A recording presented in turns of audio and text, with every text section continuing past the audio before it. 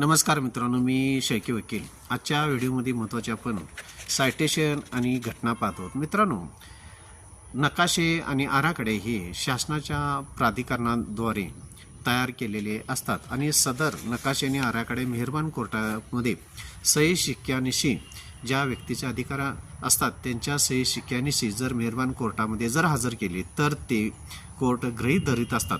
परंतु ज्यावेळी एखाद्या शेतकऱ्यांच्या मध्ये वाद निर्माण होतात आणि नकाशे आणि आराखडे ज्यावेळी मेहरबान कोर्टामध्ये हजर केले जातात त्यावेळी जी व्यक्ती नकाशे किंवा आराखडे हजर करत असते ते तंतोतंत बरोबर आहे का नाही हे साबित करण्याची जबाबदारी ही त्या वादीवर म्हणजेच ज्यांनी नकाशे मेहरबान कोर्टामध्ये नकाशे किंवा आराखडे मेहरबान कोर्टामध्ये हजर केलेत ही जबाबदारी ही हजर करणाऱ्यांची असते.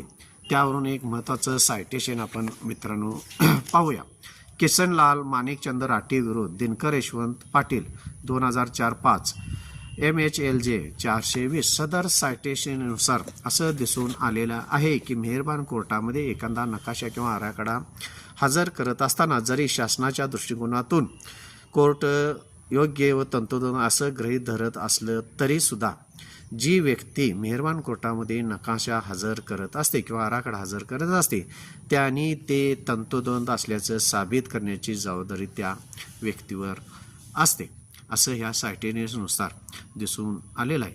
त्या पद्धतीनं कायद्यामध्ये अशी तरतूद केलेली आहे. माझ्या चॅनलला सबस्क्राईब करा, लाईक करा, शेअर करा. धन्यवाद.